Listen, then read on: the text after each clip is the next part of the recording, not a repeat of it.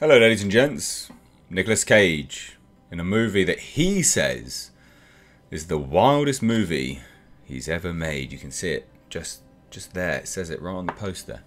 This is Prisoners of the Ghostland, and this is going to be my review of it. All non-spoilers as possible, and maybe a little bit of a spoiler warning if I do want to touch on any of that.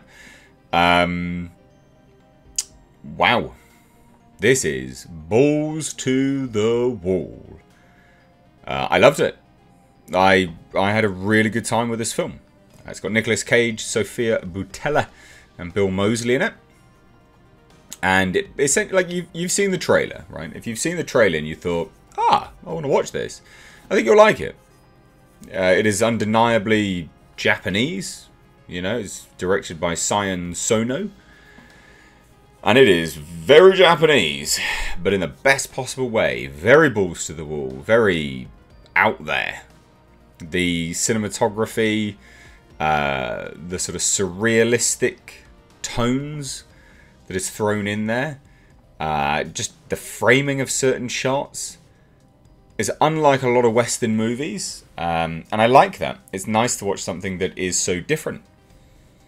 Had a really good time with this film. So what's the story? Well, Nicolas Cage plays a notorious criminal that has been incarcerated for a number of years. Looks to be roughly about 10 years, right? From something which becomes pretty apparent as the movie progresses. He is hired by the governor of Samurai Town to go out and find the governor's daughter or granddaughter. I can't remember exactly what it was. And essentially try and break a curse that has befallen the Ghostland and take the daughter back to the governor, and then all is well. But the governor's got other plans. He makes Nicolas Cage wear a suit, a black leather suit that has bombs, explosives strapped to each elbow joint, one to each testicle, and then two at the throat. Because obviously if he tries to take the suit off, if he tries to hurt the girl, and if he tries to the girl, and that sort of explains the type of movie you're watching with this one. There are people with there are people covered in mannequin skin.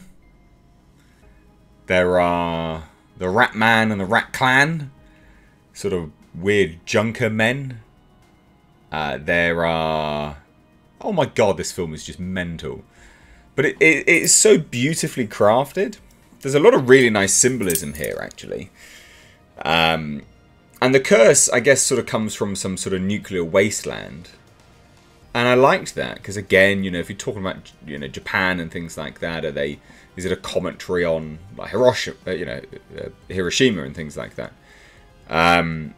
Potentially not. You know, it could just be Sion Sono going balls to the wall and a bit mental. But it works. It works really, really well. Not a lot of it, you know, not all of it makes sense, mind you.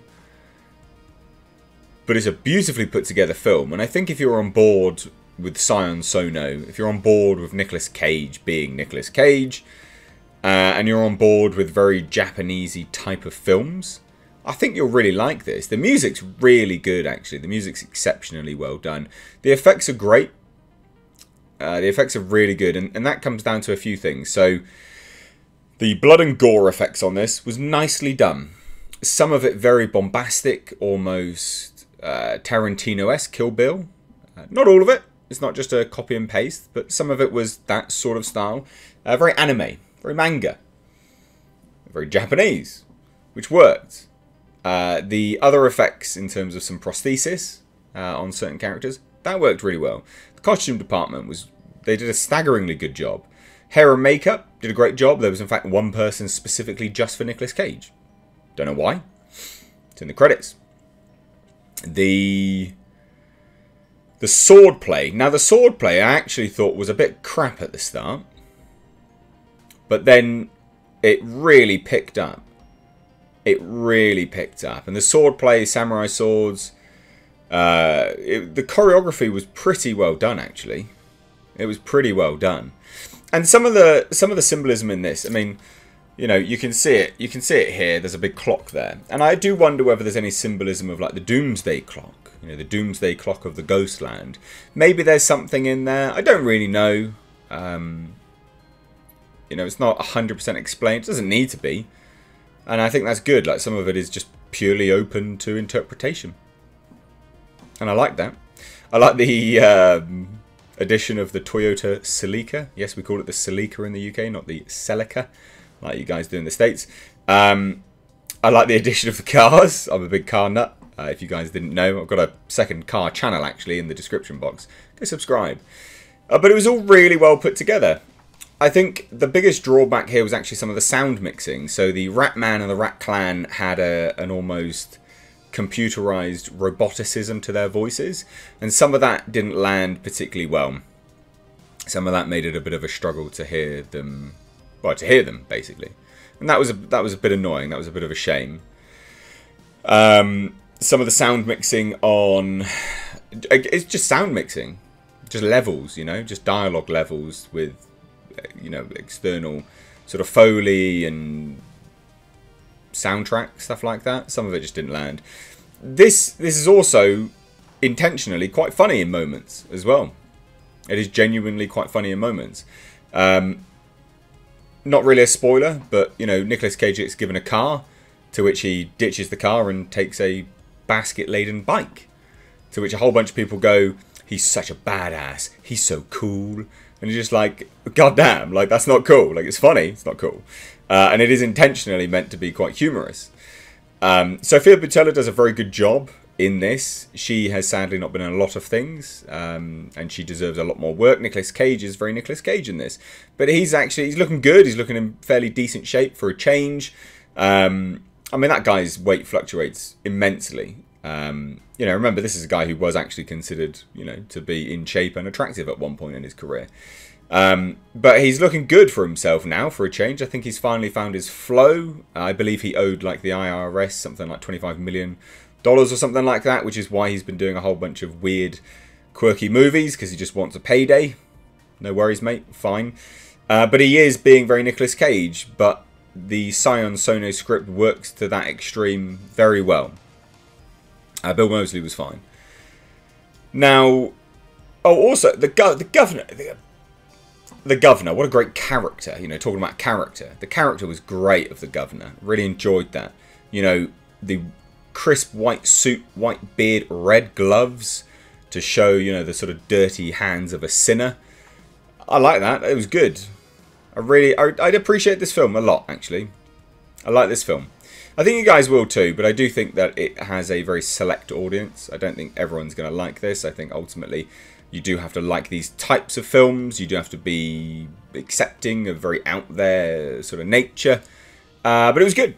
All in all, I had a really good time with it and I really enjoyed it. And I can recommend. Don't want to go into spoilers. I just want to say I can recommend it. You know, I think you guys would like it if you like these types of films. If you don't even bother. Like, you're going to be bored. You're not going to understand it. You're going to hate it, basically. It's going to be a waste of your time. And it's an hour and 45 minutes. So, yeah, don't waste your time. But if you've seen it, let me know what you think down below. Let me know what you think of the symbolism as well. Did you get the Doomsday Clock sort of symbolism or not? I'd love to hear it. I'd love to hear any and all thoughts and theories. And whether you appreciated Nick Cage and the revelation of the testicule, as the governor called it. Let me know what you guys thought of all of that, because that shocked me. I was shocked.